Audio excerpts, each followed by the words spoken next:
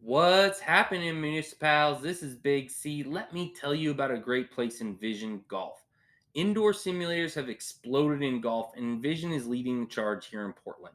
With the use of leading simulator technology in Golf Zone, you get transported to 200 plus courses across the world with the most realistic simulator experience you'll ever come across.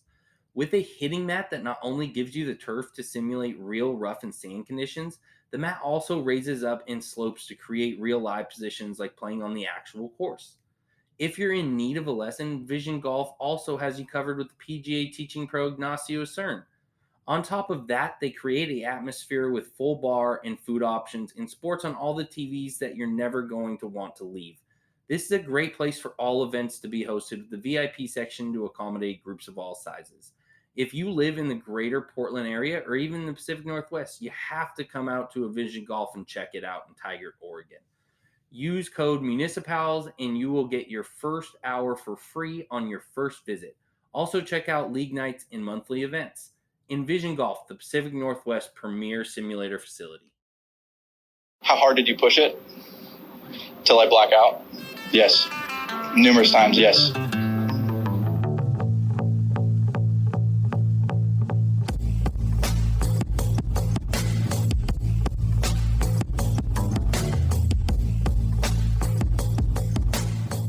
What's happening, municipals? It's Ashton, and hey, it's Big What's C. up? Honestly, going back in the archives, have not texted a lot with Chris, but have not been on a pod with him in quite some time. But today is really about our guest, John Figueroa, or on Instagram, nineto5golf. Sort of just a mutual admirer for a while, all thanks to motherfucking Hussey. He sent me John's profile and just sort of really liked John's vibe when he put out there. And ultimately, when I think I was in Hawaii, we were a little short on players. I was like, cool, like, let me just DM this guy and see if he wants to play in our event. Unfortunately, could not play, but played in our practice round, and hopefully we'll get him out there next year. But certainly a friend of the pod and someone who I've had a cerveza or two with when he was up in San Francisco. So, John, welcome. First time will not be the last time, but welcome to the podcast, my friend. Yeah, thanks guys for having me. Really excited to be on. Been an admirer of you guys ever since I found out. I think I found out about you guys through Patty Berta because he posted something on Instagram when his episode came out, and then I kind of just basically went backwards from there. And then at the time, a few of my buddies and I were planning our own first golf trip, and we decided on San Francisco, so that I just instantly started going back and listening to all your Bay Area pods and all that. So really excited to be on here. Thanks for having me. Yeah, which Chris can say, that's the whole, that's kind of why we do this, right? Even just John, you DMing me Presidio doesn't have tea times. What do you think about this place? Yeah.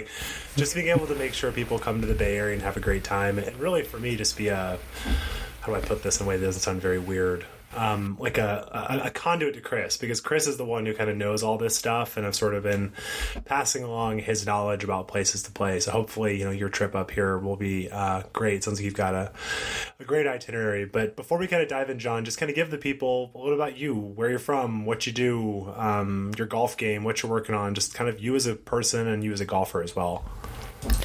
Yeah, so I am from Ventura, California, pretty much born and raised. I'm currently, I believe, a 2-point-something handicap.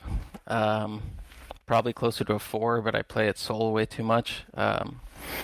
And what I'm working on right now is just kind of trying to get down to scratch, I guess, just get as good as I can. I want to get more involved in mid-am competitions, maybe try and qualify for the U.S. mid-am and stuff like that. So that's kind of where I'm at right now. And mainly what I do around golf is just make a lot of video content. I pretty much take a camera with me wherever I go. Any new course I play, I set up a tripod with me and try and make a course vlog out of it.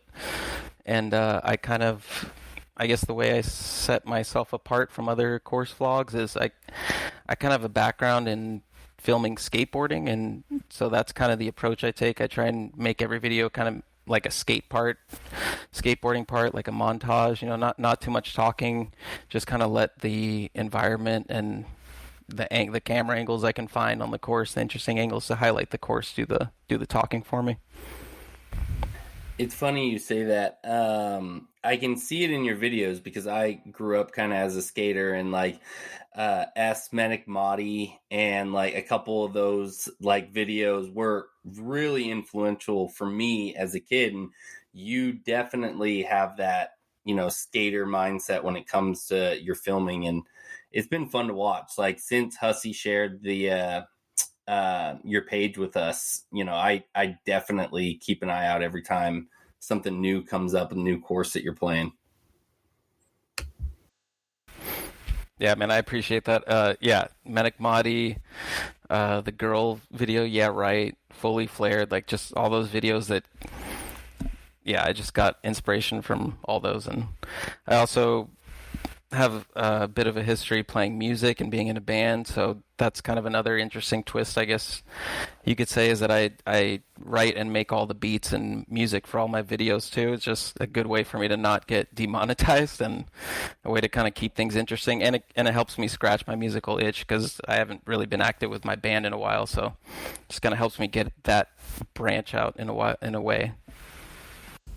So if I imagine skateboarding, as you said, has been a big part of your life, like have you played golf your whole life, or is golf a newer passion for you? So in high school, all my friends were on the golf team, and I couldn't care less. I was all about skateboarding, and I was convinced I was going to be like a professional filmer, like once I got out of high school. And then I was going to Moore Park College, which is one exit away from Rustic Canyon, because they were offering film classes, and I needed to take a physical education class, and it turns out that they had a driving range on their campus. And so I just took a beginner's golf class, and literally from the first time I hit like a pitching wedge off a mat, I was like, okay, yeah, why have I been ignoring this my entire life? Like, so ever since then, that was about like 2007, and then I started dating this particular female who wasn't a big fan of me golfing, and we dated for about a year and a half, so I kind of didn't golf that much. And then once I got out of that, I got back into it probably around 2013, 2014, and that's kind of when I started thinking about like taking the camera with me. I had just gotten an iPhone, and then probably around end of 2018 is when I actually started like 9to5golf. It's funny, the connection with like skateboarding and golf, because you see it a lot right now with like Costin and Malto, and like a lot of those guys are probably just as addicted to the game as they are skating. And I think it's a little bit of the individualness of skating, where it's, you spend so much time on your own perfecting, certain tricks and perfecting certain things, where golf is very similar in that. I mean, you play with friends and you've got groups of guys, just like in skating, you got together and you went and you had your certain skate spots that you met up with certain people.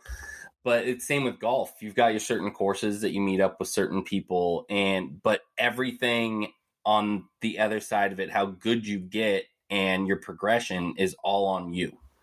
And I think that's kind of the connection I had growing up, because I skated all the way through like elementary and middle school. To be honest, 6'4", 250 wasn't really cutting it. Skating, you're limited there. That's why most pro skaters are under 6 foot. But golf was where I kind of transitioned in it. It was the similar kind of mindset in how I went about both sports. And I think that's why I've been so addicted to golf pretty much my whole life through that too. Just to add my skateboarding story, tried to skateboard once down a hill, fell backwards, was very aware that I I didn't crack my head open, but almost knew that I cracked my head open. I'd been annoying my dad to give me a skateboard, and then I walked inside and I handed him the skateboard, and that was it. So just to kind of bring some attention, you guys are we got the skater boy John, the skater boy who outgrew his board, and then the dumbass skater boy who tried it once and turned it in. Because I mean, I have hand-eye coordination, but no other kind of coordination. So skateboarding was not for me. But I think it's cool. I did buy. My friends used to joke I had an Element hoodie. They used to like, why do you have that when you don't skateboard? But I thought the logo was cool. And I used to get, was it CCS, those little magazines? Yeah, I think the catalogs. Oh, I was obsessed with those. I was just like, look You know at those what? shoes. They're local in Oh, Portland. really? CCS is actually local in Portland. The warehouse is actually like over by probably one of my favorite golf courses that closed down in 2020. Oh, man. Called Broadmoor. But yeah, it's funny. You can like walk straight in there.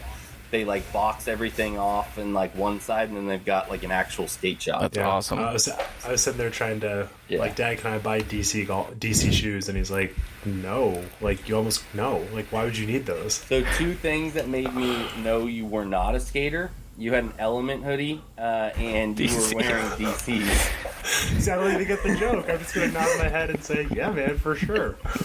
Well, that's just like the epitome of like, I wear That was like the starter starter kit back in the day, kit. I would say. Yep. Probably. Yeah. It's like, Yeah, you knew your shit when you were wearing when you were wearing costumes or you're wearing Reynolds or there were certain things that you would look at somebody and you're like, oh yeah. yeah. That kid Unfortunately, I knows. took it overboard, and like by senior year, I was wearing like the skin tight crew jeans, and it was bad. I had to take a step back. Thankfully, I found golf. Otherwise, I would have just went way too far. All I know is I was about to say I was before that scene. Okay. I was baggy pants. Everything was oversized. Like I was probably in a large shirt, but I wore 2X. Like everything had to be as baggy as possible. Well, Chris, I mean this with a lot of love. I don't think anybody on planet Earth would want to see you in the pants John's talking about. You in those pants might be a bit of a tough scene. Then you would be a hot dog. It would be a don't wanna sausage see me in casing, skinny like jeans. Yeah. 2 sausage casings, and just Skinny jeans were never in my repertoire. I was never going to try it. It was never going to happen. No, it's I'm good on that. appreciated. It's appreciated. Well, let's talk, John. I think at the end, of course, we'll kind of talk a little about Soule Park because we're contractually obligated to. But recently you've been doing some travel, and so I think would love to kind of just go like what you've done most recently. Kind of talk about a few things. Like I think your Instagram yesterday, you said, I never expected to say this, but Idaho was dope. So I know Idaho wasn't really a golf trip, but tell us a little bit about that trip. And I know you kind of were able to sneak out and play a little golf as well. Yeah. So every year, my wife's family is massive. She's the youngest or co-youngest of 6, and she has 14 nieces and nephews. And every summer they have a big family trip. Usually it's actually out close to me. They come out to Silver Strand Beach, and we play golf around Ventura every day. Her dad's a huge golfer, and but the last couple of years we've been kind of trying to switch it up and check out different places. And one of the other brother-in-laws had found this VRBO that was like right on the Snake River in Burley, Idaho, which I don't want to offend the people of Burley, Idaho, because they're really nice. But Were they burly? I bet might they be burly? Did they look like me? a few of them. People you would not want in very tight skate pants. Yeah, exactly. They're probably more of the baggy variety, the tall tee type. But yeah, it was like just super nice, like Midwest town, and it was right next to a river. We had a boat for the weekend, and then literally right across the river from where we were staying, there's a golf course called River's Edge. And I don't know who the architect was. I looked up online. Their website is pretty bare bones, as you might imagine, I guess. But it's a really nice place. The parking lot is shared with basically a marina. So there's people parking there to golf, and there's also people parking there to launch their boats into the river. So it's just a whole interesting, I don't want to use this word on this show, but interesting vibe. Really, especially with the river right there. Okay. I need to relax. I've been told by most people I need to relax. So let's vibe out, John. Okay. It's just a really good feeling being out there. And then it was just, about the course specifically, like a couple things. The first 3 holes are right up against the river. Most of the course, you have a view, or you're right alongside the river. And I think we paid $40 with a cart. Second thing, there were zero cart paths on the entire course. Like no cement, no concrete whatsoever. That's very Pacific Northwest. So I'm going to tell you right now, Ashton saw it at Christian Tree. Yeah. No car paths, nothing that tells you where to go. You just like do it, and the old guys love it because they can go right up on the ground. And I liked it from an aesthetic viewpoint, and the course itself was very green, very beautiful, but also it was very hard to navigate because it was a very interesting routing, and there's like many of the T signs would have like a bush or a tree kind of like covering it, so you could like barely see it. And we did a few circles, circling back. There's a few interesting holes, but overall, like it was a really fun course. I ended up playing with a half set, which made it, I guess, even more fun. I kind of got some creativity out while I was on the trip, but overall it was just a really good time, and I think I had very low expectations for how that town was going to be, just because I figured, okay, we're going to have the river to play in, but then after that it's like there won't be much to do. But the town actually is like pretty charming, and all the people in there are really nice, and the golf course is cool, and the river is fun. So I ended up having a really, really good time there. And then being around family is always nice. So keeping it in the Pacific Northwest, we definitely have seen that recently you made it up to the Seattle, Washington area, and you got to play Chambers. Tell everybody what brought you up that way, and let's get a little insight on what you thought of Chambers Bay as well. Yeah, so one of my wife's best friends recently moved up to Anderson Island, which is like a 20-minute ferry ride off of right where Chambers Bay, I think it's called University Place, the actual town. And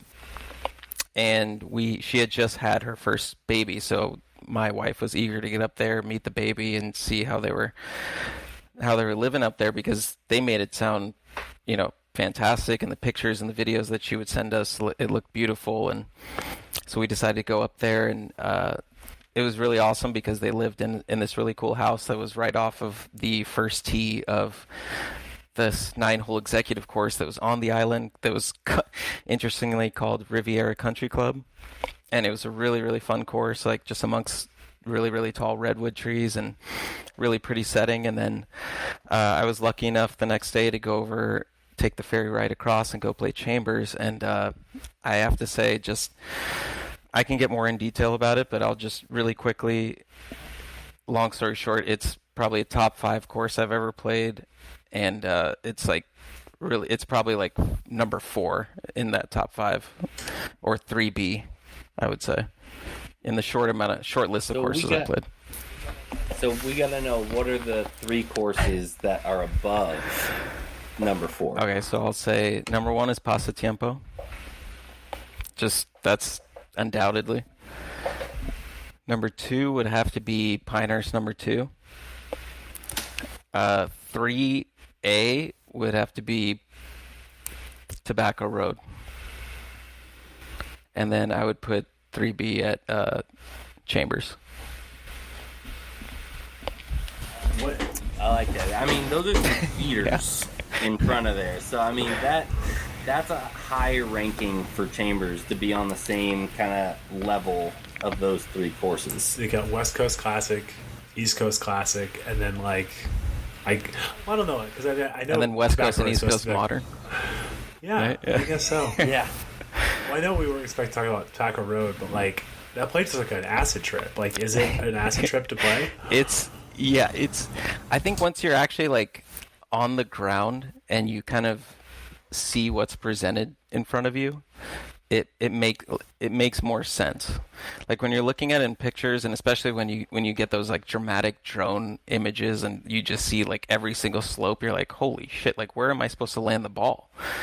but like once you actually are on the ground and you're like seeing the tee shots and seeing the approaches, like it's just like it unlocks so much creativity. It's insane. I mean, that's what all my favorite courses do, is that they're not. I mean, they're golden. There's some golden age courses and like classic architecture in there, but the reason that they're classic and they stand out is because they have some really bold features that kind of unlock your thinking and really like make you do more than just swing a piece of metal on the course. You know what I'm saying? Like you actually have to like really, you're playing chess, not checkers, which I love. Yeah, I mean, I felt it for sure, but I kind of saw it two weekends ago for Hussey's bachelor party. You know, JD, who you met, our buddy JD. You know, he's, of course, if I say this, he's going to correct me. He's like a +2. He's a scratch, whatever. He's the best player that I know. And it was fascinating watching him plot around Pasatiempo because, you know, we played the championship tees at 6,800 yards or 67, whatever. The point is, like, that's what he appreciated was that length is not the challenge of that course, right? Even no matter how far you push it up there were so many times during the day where he was like, he was just like, man, like next time I will know X, or the next time I will know Y. It's kind of like how I felt walking off of Banded Dunes. It's like I would routinely walk off of greens and I'd be like, I now understand the question Dave McClay Kid was asking, but now only that I'm done with the hole and I've probably made a double bogey, right? So I'm with you. I mean, I think all those places, I mean, I've obviously only played some of them, but they're places that at least seem like very thought-provoking, where it's like, to your point, it's not hit driver, hit a, shot right in the middle of the green. It's like, it's asking more than that, and usually there's several different ways to kind of slice and dice right around the course. Yeah, like that's actually kind of one of the low-key features that I notice at some of the courses, these courses that I say are in my top 5, or some of these upper echelon courses that I've been lucky enough to play, is that it seems that from every angle, like not even just the approaches, but also kind of what made me think of that is you saying that you played the championship tees, because when I played Pasatiempo, I played from the white tees, the middle tees, whatever they are, which I think are just over 6,000 yards. However, like the way that course is routed and the way it's thought out, it doesn't really matter which tees you play. Like the hazards will always be in play for you. Whether, if I'm playing a tee up, that's just going to force me to have to hit, less than driver in some cases to fit it into the pockets that they need me to fit it into to be able to get it on the green, or to be able to get the right angle. And it never felt to me like it was playing 6,000 yards. It always felt to me like it was like a proper length championship course. And that's everything, right? Because I mean, that's so often the issue of like you move tees around, or especially like I feel like this is changing, but especially for like lady golfers, right? Where it's like, cool, the tees they're playing from, like half of the creativity and the shots are just wiped away. They don't have to deal with the branca. They don't have to deal with the water, where it's like, but they want to. Like, and a good golf architect should be able to weave these things together, where it's like, how can they experience maybe not the exact same challenge, but a similar flavor, right? I guess a good example might be like Tana Pasatiempo, right? It's like that branca is not really in play, but you're thinking about it. You suddenly, you kind of grab your White Claw and your hot dog and you turn and go, oh, like, I mean, that's not really in play, but like that's a big bridge. You're kind of aware of it. Or if you just kind of stick someone on the top of the hill, that hole's nothing. That hole's boring. There's nothing to that hole. But the great ones like Mackenzie find a way to kind of make it where it's like, yes, 6,000, 6,800, it doesn't really matter. And I think all of us, like JD shot 77. I don't think necessarily he would have shot 72 if we had played 2 tees up. I mean, all of his kind of issues were he's hitting the ball as well as he ever has. His issue was like, I thought it was going to bank harder off of that slope, or I thought it was going to come faster. And a lot of that is experience, which, I mean, I think Pasa is so unique because it's a place that, for us is like a once every couple of years, but like, man, could you imagine playing that place every day, right? You could actually get the subtleties of like learning those slopes and knowing those things. Like, it would just be such a treat to be able to like really kind of begin to understand there, which, I feel like every time you play there, you learn something new and be able like, cool, yeah, I played there 50 times. Like, I know that slope on X is going to do Y. You know what I mean? Well, and I think that's what's so cool about a place like Chambers, because you do get, those type of feelings, and it's a public course. So, it's ran by the state of or the Washington Golf Association. And what's so great about that is if you're a Washington resident, you get a discount, and it's an affordable place to play, but you get that upper echelon, golf architecture that keeps you guessing, and being able to learn those nuances, and it being an affordable course for the locals to play. I mean, I applaud the state of Washington. I wish Oregon had a place like that. And I think California's got a place like that in Poppy Hills, which is incredible. I don't know what the Southern California Golf Association's course is, but Poppy is, in my mind, probably one of the best state ran golf association courses that I've ever played. Yeah, Poppy is definitely on my radar. I definitely want to get out there sooner rather than later. That's a good question about the SCGA course. I'm not really sure what it is out here. I'll be honest. Is it not Soule Park? I mean, I know we're not trying to jam it in, but it kind of feels that way. Listen, it should be. I mean, I was just about to say, I haven't really had too much experience playing LA County public courses, just because everything I've heard from my LA friends is that it's not worth it. And I am very lucky that Ventura County has a plethora of great public courses at an affordable rate, and then you can extend it if you go up a little north to Santa Barbara, and you got places like Sandpiper, and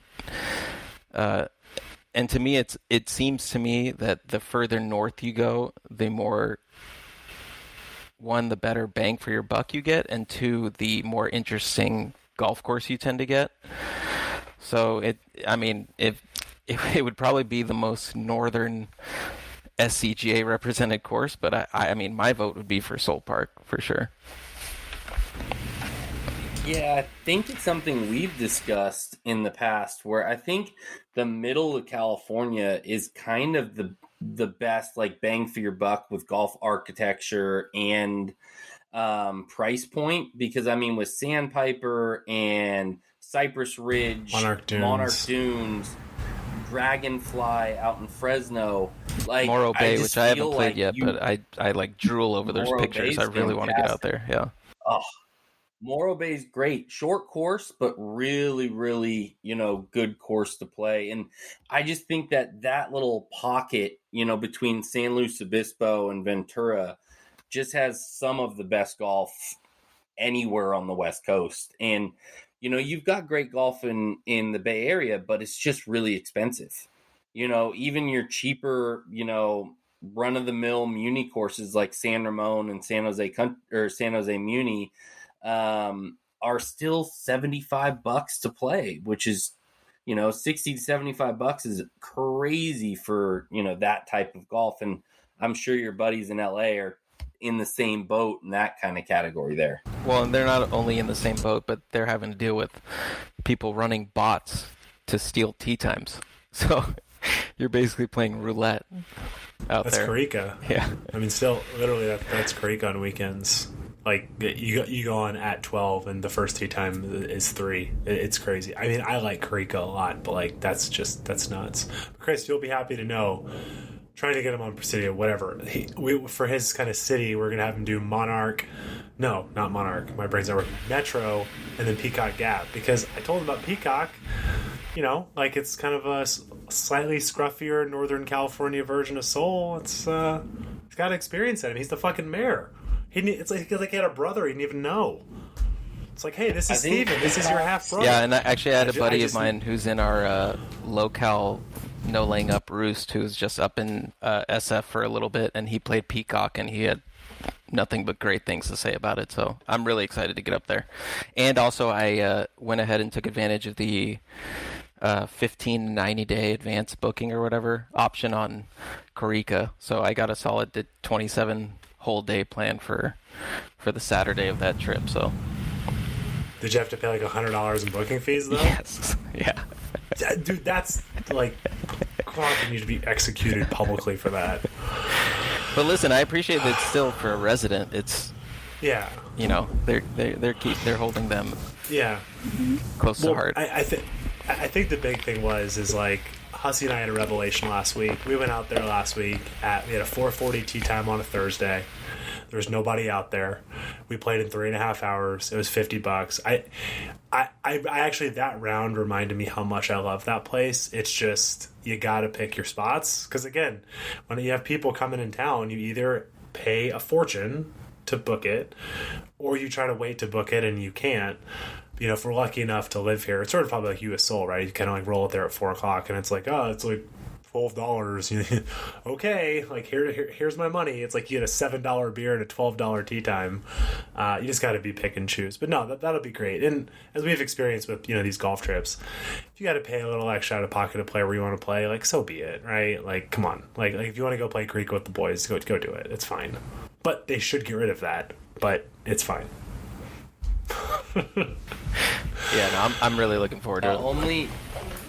Only change I would have had is I would have probably thought of maybe Chardonnay in there, just because I love that course. I mean, that's a little partial on my side, but Chardonnay, if you're ever up in the Bay Area again, it's just in Napa.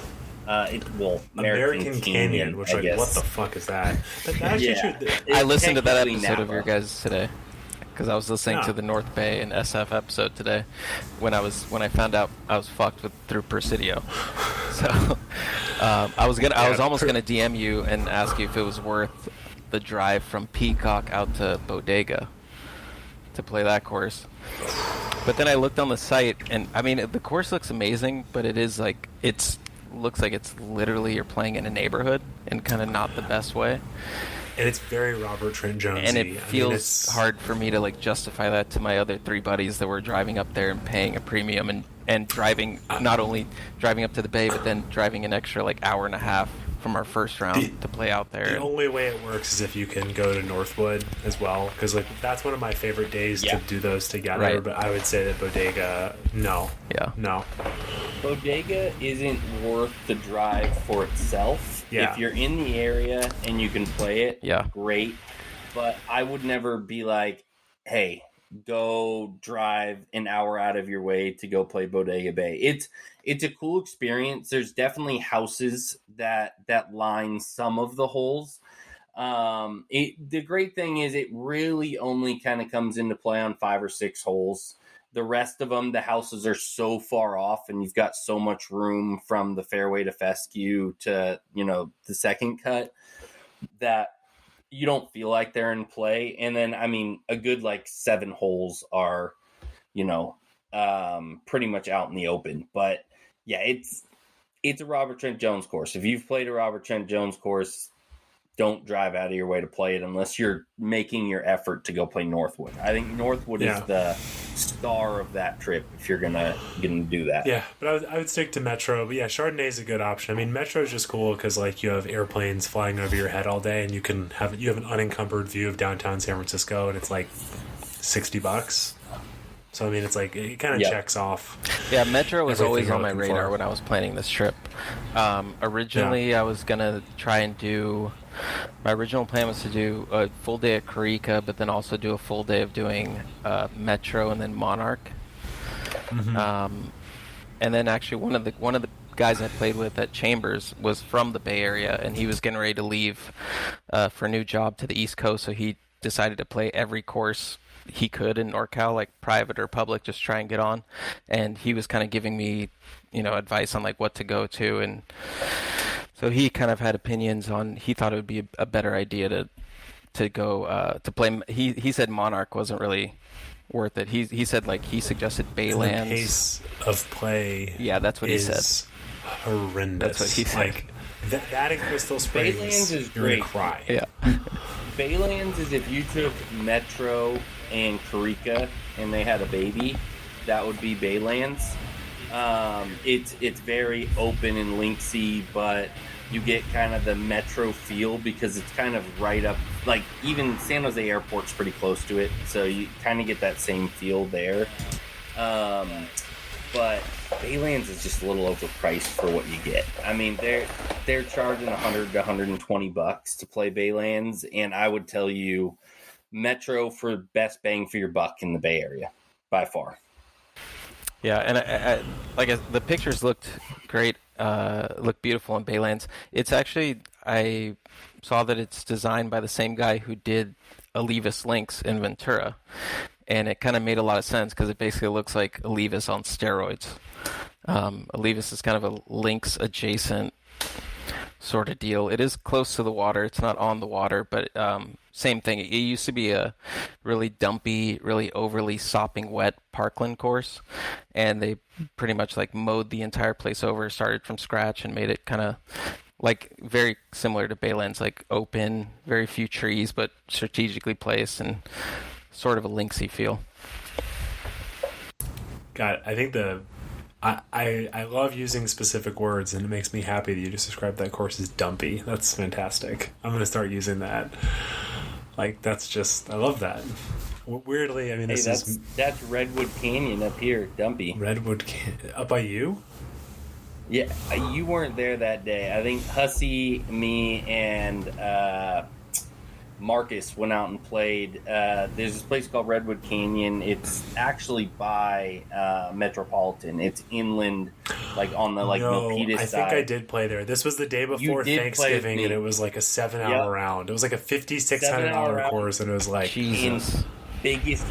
biggest dumpster fire of a golf course, and everybody. You know what that day taught me for us as golfers, slow. And then we'll get on to John telling us what the cool stuff he's done. But I've realized that we as golfers need to think through the days that we don't play golf.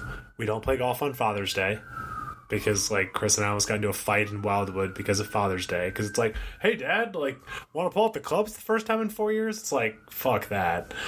The day before Thanksgiving, when everyone has it off, right? Or Thanksgiving itself, because everyone tries to get out for an early morning round before the turkey, and then they just fuck everyone. They fuck each other. It's like well, they're out playing. We're just going to be home, getting started early on the preparation. So just a couple days, but that was the day where I was like, I'm not playing the day before Thanksgiving. This is fuckville. This is horrendous. Not good. Not good. But John, back to your travels. You told us you went to Minneapolis, which is a city that I have a buddy who used to live there who said that Minneapolis is awesome, obviously in the summertime when it's not minus 50. But tell us about your experience in Minneapolis, man. Yeah, so I've actually started kind of doing some work. I'm not fully full-time with them yet, but just kind of doing some freelance work with the Fire Pit Collective, doing some filming and editing content. My buddy Laz Versailles, who's kind of a known golf personality for all the sickos out there. He's very active on the No Laying Up message board, and he started working for Fire Pit Collective, writing articles at the end of last year, I believe. And he knew I was doing video content and stuff, and he just extended the invite and said, hey, would you be interested in doing some stuff for us? I went out to Chicago in March and covered the season opener for Steph Curry's junior golf league that he started, which is really awesome to see. Met a few really cool kids there, did produce a podcast episode. And then most recently, I went to Minneapolis and I covered the 3M Open. On the Tuesday before the tournament, they had what was called Golf for All Day, where they tried to blend a bunch of different aspects of, culture, music, food, science, art, and try and blend it all and see how they all correlate with golf and the golf swing. And they had a speakers panel that Laz was a member of, and I covered all that, cut a little video, and yeah, it's been really exciting. It's essentially a dream career for me. It kind of blends what I've been doing this whole time and two things I really love, which is golf and, kind of documentarian style filmmaking and getting to edit. And I don't know if Fire Pit knows this, but I've snuck a few of my own beats that I made in there instead of using their music service that they use. So that's been cool too, to scratch that itch again, like I said. So it's been really excited, and I'm excited to see where I go with them in the future going into next year. Yeah, so with the Fire Pit Collective, you got kind of connected with them. Is there any future trips coming up or anything that's kind of on the horizon with them? I know I've been following, Fire Pit ever since they started, I think, 2019, 2020? Yeah, I think it was around, yeah, right around then. So let me look. Okay, so I just actually spoke with Laz today, and I'm going September 15th to the 18th. I'm going to Detroit, Michigan, and I'm going to be covering this amateur event that's taking place at Rackham Golf Course, which is called the Ben Davis Open. And I also just found out that I'm actually going to be playing in the event as well as covering it, so that'll be pretty interesting. That's cool. Are you going to do like on-course documentary things like you normally do, like when you go out and play yourself? I guess like I'm going to try, and what I'm assuming is that myself and Laz are going to be playing in it. So it'll be interesting. I've never really been on course and tried to film myself as well as tried to film someone else.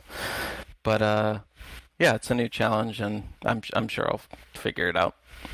That's going to be a really cool experience. Is the actual event for a certain cause, or is there anything behind the actual? I know there's a name to that event, so there's got to be some story kind of behind that. Yeah, so I was just finding out about it initially today. I just know it's presented by the city of Detroit. Yeah, I'm admittedly I don't know too much about it right now. I just found out that I was going on the trip today, so I'm going to be communicating with Laz in the next few days and find out some more details about it. But from what I understand, it's the 55th edition of it.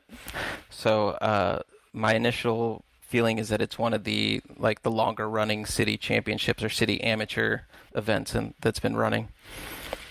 So even though he may not know, the thing that I'm hearing is that he's breaking news on the Municipals podcast. Like, people have been clamoring for John's travel schedule, and we can now confidently say he's going to be in Detroit. You heard it here first. See, John, now you got to talk to Laz about getting you guys up to San Francisco to play the city championship, because it's the oldest running amateur tournament in the entire United States. Yeah.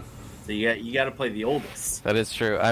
This is kind of like my the only member of the Fire Pit that I've actually played golf with is Laz. So I feel like this is almost like my playing audition for them. So depending on how I do in this event, might determine the rest of my potential career. So no pressure, but well, as long as Rackham Golf Course doesn't play like fucking La Purisima, you should do just fine. We can all bond over. I was dealing with John about La Purisima just chewing up and spitting people out on the other side. Well, you guys, I played. Oh yeah, all you right. won. That's true. Big C. Yeah, he did win. I played all right. There you go. It was like I've never boxed. But it's like when you get punched in the mouth, I assume, and like you're wobbly. Well, I guess in fairness, I started off by Jimmy Tropicana behind me asking if I was on his team, blowing it left OB, 4-putting and starting off with a 9. I was wobbly. Things are moving quickly. I guess my game is always a constant scramble. So playing a course like that, it was just like, I'm just playing my normal game here. I'm hitting it into the trees, punching out, up and down for par. Like this is a normal day for me. It was magic. That place is so hard. Yeah, that course is probably like, without being just completely like gimmicky and hard for the sake of being hard, that's probably the hardest course I've ever played. Like, but in a fair way. Yeah. Because we can touch on Moore Park Country Club if we want to, but that's yeah. I don't want to say bad things about anything unless you guys want to bring it up. No. Hey, everybody knows. That's a different kind of hard, but everybody knows my feelings on Tierra Rajada. Yeah. Yeah. We actually got some hate DMs on that one. Like you got some fiery guy. Oh yeah. So there was some fiery responses on it. One guy actually hit me up and he goes, I need to get you back down here to give it another go because I didn't appreciate your take of my home golf course. And I was like, hey, I'm just letting you know it's our opinion. in my opinion, means absolute dog shit. So, like, take it or leave it. This is how I felt about the course when I played it, where I thought it was like a Tiger Woods video game golf course. And he didn't have it, but yeah. Twice a week. Literally in last week's episode with Patty, I decided to pull the machine gun and start shooting Sharp Park again. Patty's sitting there going, Alistair McKenzie courses. I heard that. I listened to that episode today too. Meadow Club. No, this one hasn't even come out yet. This is the one we're recording. Oh no, the episode was Ashton cancels Sharp Park. I got a DM, and maybe he listens to this. I just deleted it, but I think the quote was. This guy put I will not out his name because, sorry, no one cares. Not in a mean way. Well, actually, I don't know. I just didn't like being publicly called out like that. But the guy said that was some gentrification-ass vibes. Which, first of all, he should listen more to know that I don't like the term vibes. But it's gentrification to say if a golf course is in such ill repair, we turn it into a park for the community. Is that the opposite of gentrification? What I say? Put a fucking expensive ass coffee shop that only serves white people? Like, come on. What? Like, listen to the take. Like, come on. I don't know. I get worked up every time. Now I'm all flustered. People love that place, and they will battle you to the death for Sharp Park. As we always say, we just hope that place eventually gets to where it should be and the fame it deserves. Yeah. 100%. But, yeah, I mean, like, everybody's home course is their home course, right? So, like, and I can kind of empathize with anyone who goes to bat for Terre Haute because I played when I started playing golf. I played a lot of Terre Haute, and that was before I had an appreciation for golf architecture. And the only other courses I had really played were Olivas Links, which was fun, but it was kind of flat, and unless you played it in the afternoon when it's really windy, there's not really much to it. And another course was like Saticoy Regional, which is just a 9-hole course that has actually a lot of history. It's actually a George Thomas design, but the city has completely let it go to shit. So again, I never really got to appreciate it for what it was. So my first time playing Terre Haute, I was like, yeah, this is like the Tiger Woods video game, but like in a good way. It's almost like it's so bad it's good. It's like, holy shit, I'm never going to hit this shot anywhere else. So I might as well, make the most of it. And that's but at the same time, I totally understood your take because it's like, this is ridiculous. Some of these holes are just like, this is ridiculous. Like, this isn't golf. Yeah, I forget. I think it's number 7. I think number 7 on the front 9, where you have to like hit over the canyon. And the fairway runs like horizontal. It's almost like that hole's like almost not sure if it's like an absurdly long par 3 or a ridiculously hard short par 4. Yeah, because it plays the same. It could play the same either way. It's just a hit and a prayer. You're hitting off a cliff. And that's what we said in the take too. I told people, I was like, please go out and play this one time. Like, you at least need to experience this golf course because it doesn't exist anywhere else. Like the land they built this on, like, I mean, it shouldn't even exist there. It's kind of like Wente. Well, I mean, I haven't played there, but like Wente is the years walking around being like, it's like Wente dialed up 6 more times. Which, like, it's like Wente. No, it's definitely what happened with 9. Tierra and Moore Park Country Club is that neighborhoods started sprouting up on that land, and they were like, oh, we need a golf course. And guess what? Moore Park Country Club, Big C, Peter Jacobson design. Fuck Peter Jacobson. That hurts my soul. He just spread his bullshit all over the West Coast. Spraying his seed everywhere. Sprayed his seed everywhere. Oh my god, that's a mental I'm trying to leave people with. Peter Jacobs spreading his seed.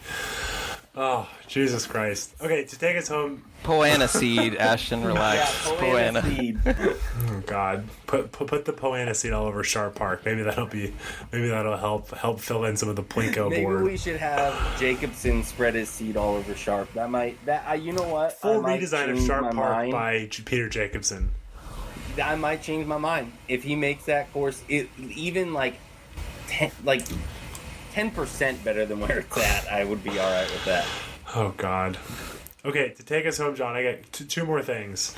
One, we know obviously you're Mr. Soule Park. Just tell us, what's your favorite hole out there, man? Oh man, I was kind of hoping you wouldn't ask me that. Well, you've already So come down and give us 3A and 3B. You can give us 1A and 1B, right?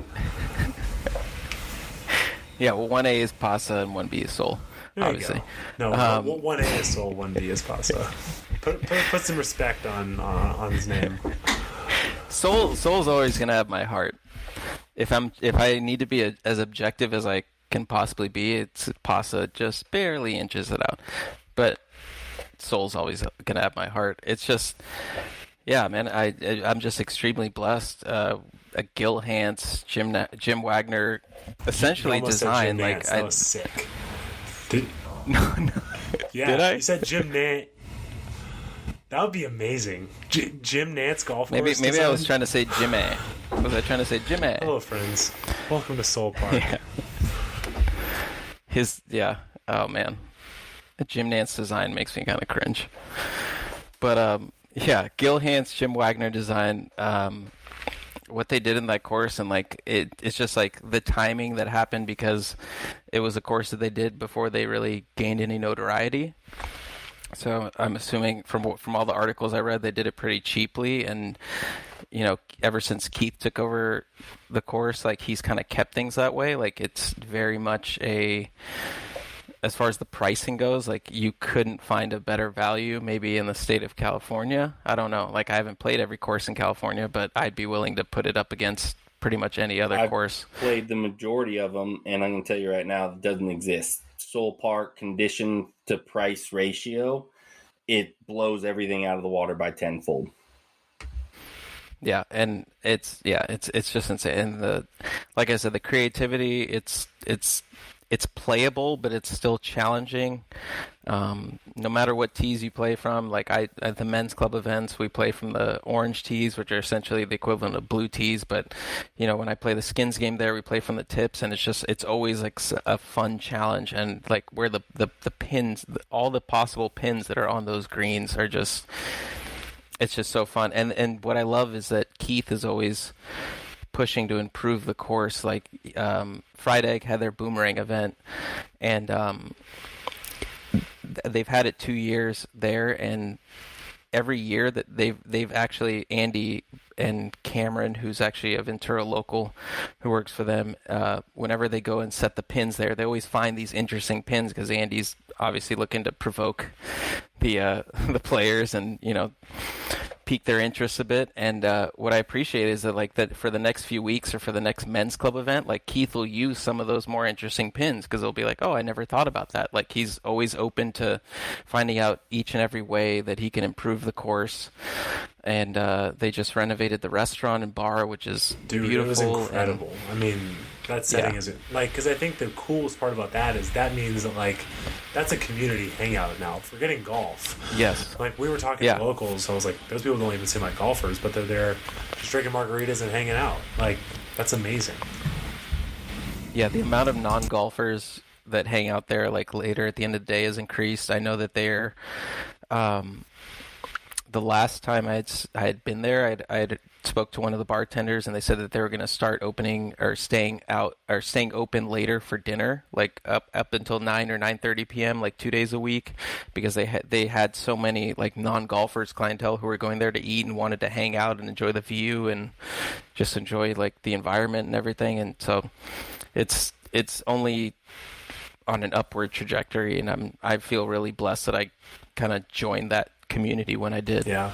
So to go back to your question. The question.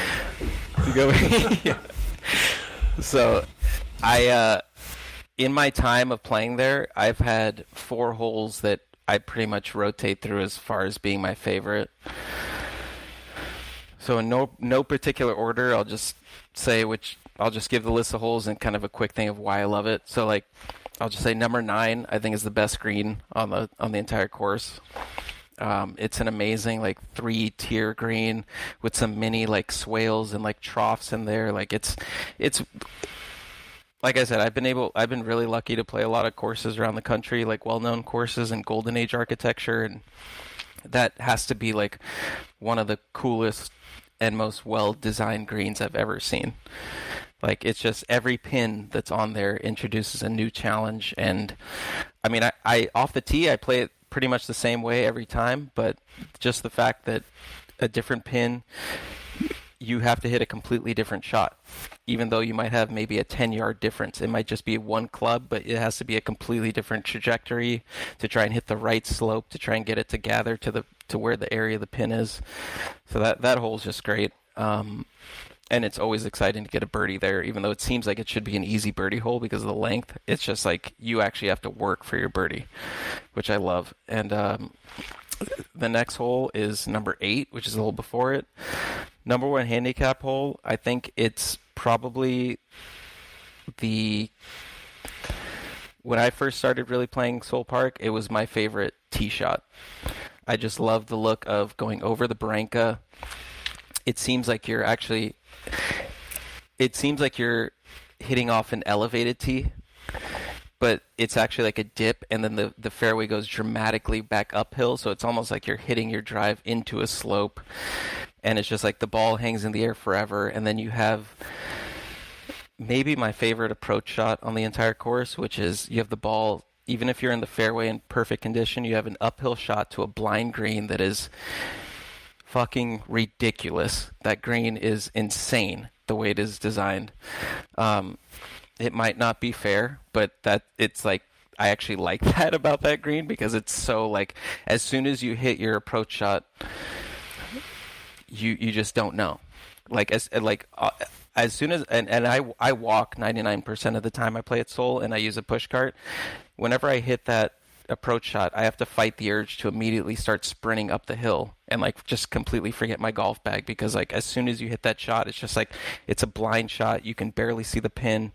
You have the ball above your feet, and you want to hit a draw, but you don't want to put too much hook spin on it that the green just rips it off to the side. And it's just that hole is just, it evokes like every emotion you could ever imagine for an approach shot, strategy wise. And so then the next hole would be number 12.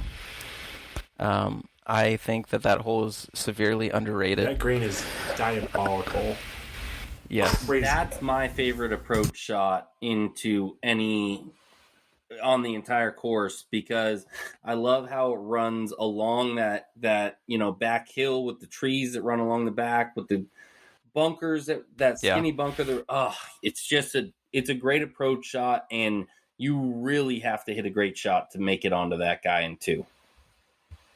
Yeah, and it really accentuates one of the features of Soule Park, which is also, I feel like, a signature feature of a Gil Hanse course, with having played like a couple of them, is the shaved area surrounding the green that is cut very tight, and that hole being that the green is kind of on a raised plateau, it just accentuates that shaved area so much that especially a front pin, you would think a front pin would be the easiest pin location. It's kind of the hardest, because you want to be aggressive and try and land it really close, but if you have a short iron or a wedge and you have any sort of spin, it's just ripping off the front, and then now you have a delicate chip shot. Either if you're lucky enough that it spun all the way back to the fairway, then you have like a 30, you have like a 25-yard pitch. If it only goes to the bottom, then you have like a shorter chip, but then you're on way tighter grass. You could chunk it, you could scull it, and it's just, yeah, that hole is amazing. And then let's see, for the 4th hole, what did I say? 8, 9, 7. It's 7. That hole is just, I think it has the most scenic approach shot for me, because if you hit a good drive, you're just, for me, from the back tees, I'm probably just past or level with the fairway bunkers on the left side. And you're just looking at a green the green, you actually can't see the green surface. There's a bunker that's like 30 yards short on the right side, and then there's actually like I said, a signature, those shaved areas short of the green, and then it goes down into like a bowl almost, and you can't see the surface at all. And it's just one of those greens and one of those holes where you just notice, like I said, it ticks every box of, engaging your imagination, because the pin location matters so much. The angle, the where you are in the fairway matters so much. If you're in the rough, if you're on the right side, you're going to have to hit a slice around some tall ass trees. If you're on the left, you're in the fairway bunker, and then now it's like completely blind, and you just have to hit and hope. And it's just like one of those things where, again, it's another one of those approach shots where as soon as I hit the approach shot, I'm like having to fight the urge to sprint to the green to see where I ended up. And it's just one of those things where it's like, it's always an exciting, like I play that place dozens of times, many times during the week, and I never get tired of it, because you're always going to get a slightly different bounce, a slightly different angle into the green, and it just keeps it exciting. And that green is really deceptive, because there's times where I've hit it there and I thought I had 20 feet, and there's times I've hit it there and I'm like, it's a kick and birdie. No, I'm way short. Or there's been times where I thought I was way long and it's right next to the hole. But that's cool, right? Because it's like you can see it enough where like you think you have depth perception, and you honestly have no idea until you get up there with kind of the shape of that. It's a great green. Yeah. And that green actually educated me as a golfer, because playing that hole over and over again and hitting into that green, you're slightly downwind.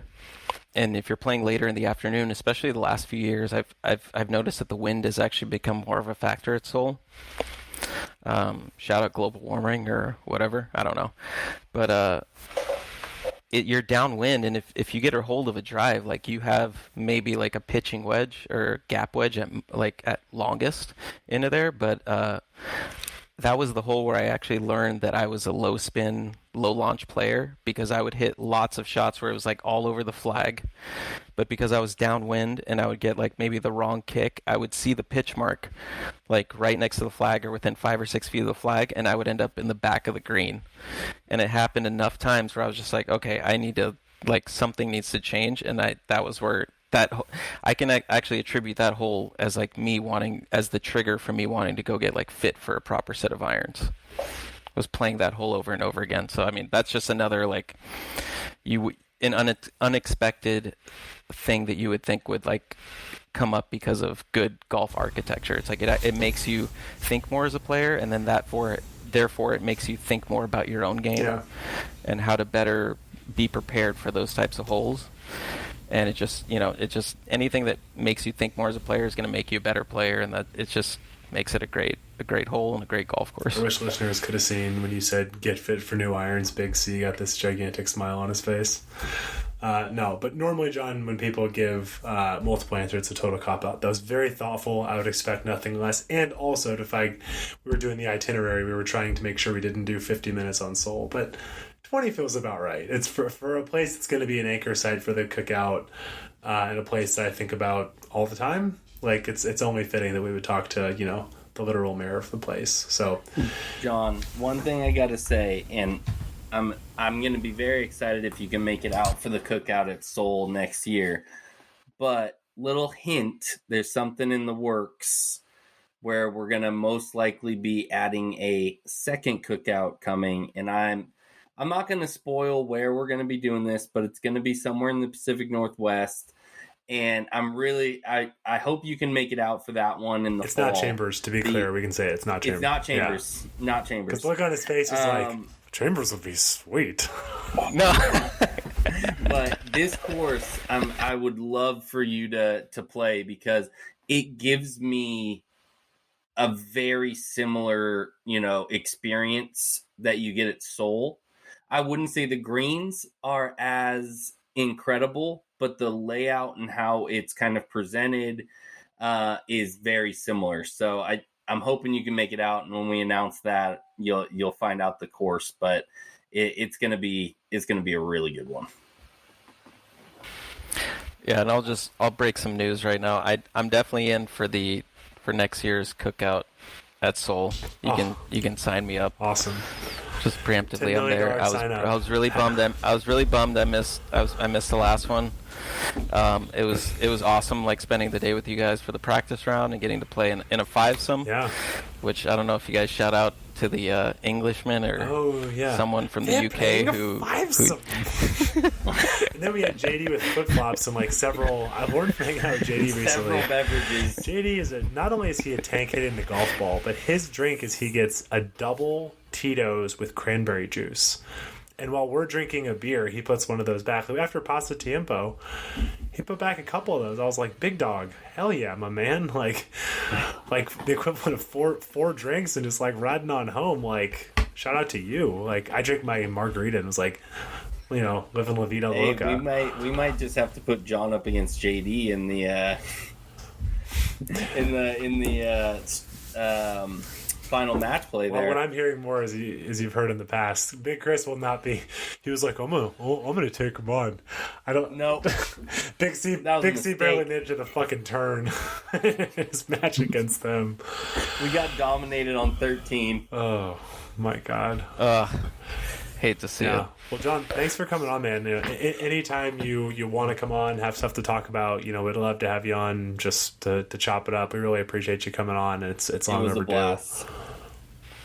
Yeah, man, I really appreciate you guys having me on, and like I said, I've quickly become a really big fan of what you guys do, and getting to meet you guys in person just solidified all that. And yeah, I really enjoy what you guys are contributing to the golf community right now, and I wish you nothing but an upward trajectory here on out, and can't wait to meet up with you guys and tee it up again soon. Sir.